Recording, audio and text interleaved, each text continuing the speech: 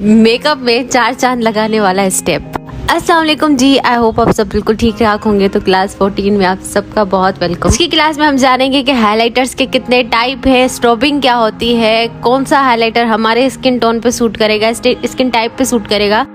ये सारी चीजें आज के क्लास में हम डिस्कस करेंगे ताकि आप कभी भी कोई भी चीज गलत से इस्तेमाल ना करो, क्योंकि यही स्टेप है जो आपके मेकअप में 4 चांद लगा भी सकता है और अंधेरा भी ला सकता है। सो हाइलाइटर्स क्या होते हैं और हाइलाइटर्स को किस तरह से यूज किया जाता है, क्या टाइप्स हैं हाइलाइटर्स की और मार्केट में कितने आपको मिलते हैं और आप कौन सा यूज कर सकते हैं। तो जो मेनली हम लोग यूज करते हैं ना, वो होता है पाउडर हाइलाइटर। ठीक है, पाउडर हाइलाइटर सबसे यूज़ किया जाने वाला और सबसे इजी। वो स्टिक, लिक्विड और क्रीम हाइलाइटर आते हैं। बेसिकली क्रीम हाइलाइटर ही होता है, लिक्विड और दूसरा ये स्टिक भी।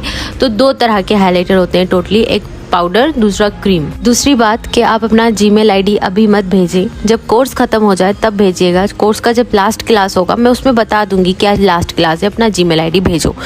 तो उसमें आप मुझे मेरे इंस्टाग्राम पे भेज देना, अभी मत भेजो क्योंकि अभी इतने मैसेजेस होते हैं कि वो ईमेल आईडी मिस हो जाएगा। तो जब मुझे उस वक्त आ रहे होंगे ईमेल आईडी तो तब हम सर्टिफिकेट सेंड करते जाएंगे सबके।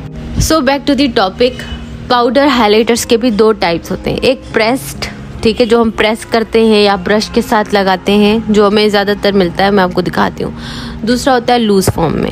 अब ये लूज फॉर्म में जो हाइलाइटर होता है वो पहले ज़माने में यूज़ किया जाता था, लेकिन आजकल उसका कोई इतना खास फैशन नहीं है, लेकिन आज भी आप उसको यूज़ में ला सकते हो। वो कैसे, वो मैं आपको बताऊंगी। ठीक है, ये जो पाउडर हाइलाइटर्स होते हैं ना, ये ऑल स्किन टाइप के लिए होते हैं, यानी आपका जो भी स्किन टाइप है यू कैन यूज़ देम।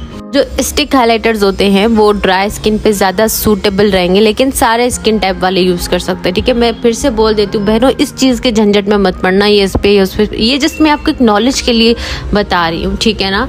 उसके बाद लिक्विड हाइलाइटर ऑयली और ड्राई दोनों पर यूज़ की जा सकती है, बाकी कॉम्बिनेशन नॉर्मल पर यूज़ की जा सकती है। फिर बात है क्रीम की। तो क्रीम हाइलाइटर जो होते हैं ना, वो मैंने ऑलरेडी अपने चैनल पर बताया हुआ है बनाना, तो आप वो देख लीजिएगा वीडियो, आपको अलग से बाय करने की ज़रूरत नहीं पड़ेगी। ड्राई स्किन पर बहुत सूटेबल रहेगा क्योंकि उनके फेस पे काफ़ी ड्राइनेस होती है। जो लूज हाइलाइटर होता है वो इस तरह से आता है, इस पैकेजिंग में आता है। ये ना अक्सर सैलून्स में यूज़ किया जाता है। पूरे मुंह पे जब हम हाइलाइटर लगाते हैं ना तो वो अच्छा नहीं लगता, और इसके जो पार्टिकल्स होते हैं वो बिल्कुल फाइन नहीं होते, चंकी सा होता है और अजीब अजीब चमकता है चेहरा। यानी मैं इसको प्रेफर नहीं करती।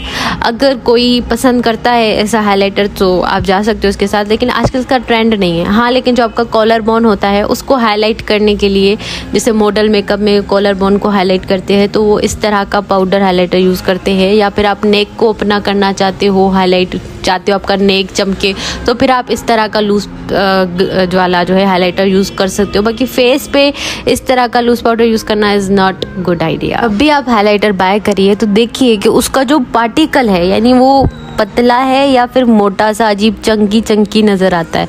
अगर इस तरह का हाइलाइटर होगा ना तो कभी भी सेटल ग्लो नहीं आएगा आपके फेस पे, जैसे आप देखते हो टीवी पे या मॉडल मेकअप में बहुत एक प्यारा सा शाइन होता है ना, वो नहीं आएगा अगर इस तरह का होगा टेक्सचर आपके हाइलाइटर का। तो हाइलाइटर का दूसरा फॉर्म ये है जो कि हम ज़्यादातर यूज़ करते हैं सैलून्स में, घर पर, मॉडल मेकअप में ज़्यादातर यूज़ किया जाता है पाउडर हाइलाइटर। और अगर आपके हाइलाइटर का टेक्सचर इस तरह का है, बिल्कुल फाइन, बिल्कुल पतला, हाथ लगाने में कोई चंक, कुछ चमकीली अजीब सी चीज़ नज़र ना आए, देन ये हाइलाइटर आपको वो ग्लो दे सकता है जो आप सैलून्स में देखते हो। एक दूसरी बात, हम लोग ना बड़े इंस्पायर होते हैं यूट्यूब से, इंस्टाग्राम से। वहाँ पे हम मेकअप देखते हैं और लगता है शायद हम अच्छा मेकअप नहीं कर रहे हैं या हमें आता ही नहीं है मेकअप करना। इनका तो इतना सेटल, ग्लोई और बिल्कुल ब्लर इनका सारा फेस लगता है, कोई टेक्सचर नहीं होता इनके फेस में। हम तो मेकअप करते हैं, टेक्सचर आता है, इसे कैसे होता है, मतलब ये क्या करते हैं कि इतना अच्छा मेकअप होता है। तो मेरी जान, 1000 लाइट्स लगी हुई होती हैं, दूसरा आईफोन से रिकॉर्ड कर रहे होते हैं वो, और उसके ऊपर फिल्टर्स, रिंग लाइट, पता नहीं क्या क्या। तो इस चीज़ से धोखा मत खाइए। मेकअप में आपके फेस का टेक्सचर दिखता है, कभी भी ब्लर नहीं होता पूरा। उसके बाद फिर बारी इस तरह के इंटरफेरेंस जो शेड्स होते हैं, ये ज़्यादातर आईब्रो बोन पे यूज़ किए जाते हैं, लेकिन आप इनको भी एज अ हाईलाइटर यूज़ कर सकते हो। ये बहुत ही आपको सटल सी शाइन देंगे। आज के जो नोट्स हैं वो आपको इंस्टाग्राम ID एक्सप्लोर विद हिरा पे मिल जाएंगे। वहाँ मैंने 1 क्लास से लेके 13 क्लास तक सारे अपलोड किए हुए हैं नोट्स, तो आप वहाँ से जाके इजीली ले लीजिए। बात करते हैं ब्रशेस की जो हाईलाइटर के लिए यूज़ किए जा सकते हैं। वैसे तो मैं कहती हूँ फिंगर्स बहुत ही मस्त हैं, इनसे ज़्यादा अच्छा ब्रश कोई नहीं हो सकता नेचुरल, वरना इस तरह के ब्रशेस जो है वो ज़्यादातर सैलून्स में यूज़ किए जाते हैं हाइलाइटर लगाने के लिए। लेकिन फिर भी मैं कहूँगी आपको जो उंगलियां हैं ना, इसी को इस्तेमाल करें, ये ज़्यादा अच्छा आपका इफेक्ट देंगे फेस पे। हाइलाइटर्स पर मैंने इतने हैक्स वाली वीडियोस बना के रखी हैं, वो देख लीजिए। लॉन्ग लास्टिंग नहीं रहता आपका हाइलाइटर, तो सेटिंग स्प्रे या फिक्सर अपने ब्रश पे जो है स्प्रे करके फिर हाइलाइटर लगाएं तो बहुत लॉन्ग लास्टिंग रहेगा। अब बात करते हैं कौन सा शेड आपके फेस पर सूट करेगा हाइलाइटर का, क्योंकि इस चीज़ पे हम गलती करते हैं। अब आप बोलोगे इसमें भी शेड्स होते हैं, कुछ तो ऐसा हो मेकअप में जिसमें हम मर्जी से कुछ लगा सकें। अगर आप हाइलाइटर का शेड अपने फेस के हिसाब से लगा लेंगे ना, तो कभी भी ऐसा नहीं लगेगा कि आपने कोई ऊपर से चीज लगाई हुई है। ऐसा लगेगा कि आपका नेचुरल फेस इस तरह से ग्लो कर रहा है। कभी भी आपको मना नहीं करूंगी आपका फेवरेट कलर लगाने से, लेकिन मैं आपको हमेशा यही कहूंगी कि अपने फेवरेट कलर को किसी और कलर में मिक्स करके लगा लो, ताकि वो बहुत खूबसूरत और नेचुरल लगे। ये जो शेड्स हैं ये बहुत नेचुरल लगते हैं फेस पे, लेकिन हम ज़्यादातर क्या करते हैं, सिल्वर उठा के लगा लेते हैं फेस पे, बिल्कुल सिल्वर, जिसके बाद थोड़ी देर के बाद फेस ग्रे लगने लग जाता है। मैंने कुछ शेड्स बनाए हैं स्किन टोन के अकॉर्डिंग, जैसे मीडियम फेयर और डस्की डार्क या डीप स्किन टोन होते हैं। अगर आपका मीडियम है तो आप शैम्पेन लगाएं, आप light pink, dull gold, skin tone ये वाले कलर यूज़ कर सकते हो हाईलाइटर के। फेयर है तो सिल्वर भी लगा सकते हो, वाइट गोल्ड पिंक भी लगा सकते हो, और डस्की डार्क डीप है तो गोल्ड लगाओ। ब्राउन्जर शेप जो होता है, ब्राउनजी शेड होता है, ब्राउनिश टाइप का आपने देखा होगा कभी हाइलाइटर, और या स्किन टोन बिल्कुल एक डल गोल्ड होता है, वो काफ़ी अच्छा लगेगा ब्राउनजी। वो मैं आगे चल के आपको दिखाऊंगी भी कि किस तरह से वो दिखता है। अगर हम डीप डार्क स्किन टोन पे लगाएंगे ना तो काफ़ी सूटेबल रहेगा। अगर अब आप कहते हो अब मेरा सैलून है, मैं इतने हाईलाइटर बाय नहीं कर सकती, तो मेरी जान आप 3-4 शेड ही रखें अपने पास, या 2 ही शेड रखें। उसके बाद जो आपके पास आई शेडो पैलेट है ना, उसके अंदर जितने भी मेटालिक शेड्स है ना, वो आपके हाईलाइटर ही हैं, तो आप उसको एज हाईलाइटर यूज़ कर सकते हो, कोई इशू वाली बात नहीं है। बड़े बड़े मेकअप आर्टिस्ट भी ये वाला ही हैक ट्राई करते हैं ना, अपने आई शेडो पैलेट से मेटालिक शेड को एज अ हाईलाइटर लगा लेते हैं, और इनके जो पार्टिकल होते हैं बहुत फाइन होते हैं, बहुत ही चेहरा ग्लो करता है। हाईलाइटर्स पर ना बहुत सारी वीडियोस बनाई हैं हैक्स पर, तो आप अपने मर्जी का कलर बना सकते हो आराम से। अब बात करते हैं लिक्विड हाईलाइटर्स की। ये लिक्विड हाईलाइटर्स किस तरह से यूज़ किए जाते हैं। लिक्विड हाईलाइटर कोई भी स्किन वाला यूज़ कर सकता है, लेकिन बेहतर है कि ड्राई ऑयली स्किन वाले इसको यूज़ करें, ठीक है। ये ना इस तरह की फॉर्म में होता है और बहुत ही नेचुरल लगता है फेस पे, और इसको यूज़ करने का तरीका भी है, 3-4 तरीके हैं इसको यूज़ करने के, वो मैंने ऑलरेडी बता रखे हैं, लेकिन मैं आपको यहाँ भी बता देती हूँ। पहले मैं आपको ये बताती हूँ कि उसको अप्लाई कैसे करेंगे। अक्सर क्या होता है कि फेस पे पैची हो जाता है, एक पैच बना देता है, वो इस वजह से पैच बनाता है क्योंकि हम इसको अप्लाई गलत करते हैं। अगर हम बिल्कुल थोड़ी सी इसकी क्वान्टिटी लें और जल्दी से ब्लेंड कर दें तो कभी भी पैची नहीं लगेगा। हम क्या करते हैं, इतनी ढेर सारी उसकी क्वान्टिटी लेते हैं और फिर इस तरह से ब्लेंड करने बैठते हैं, तो फेस का भी बेड़ा गर्क हो जाता है, फेस का भी बेड़ा गर्क हो जाता है, तो इस तरह से पैच छोड़ जाता है ना। ये फिर ब्लेंड होता है ना फिर ये हटता है जब तक हम पूरा मेकअप ना हटाएं, या फिर उसके ऊपर कोई पाउडर्स, और फिर वो अजीब हो जाता है काम।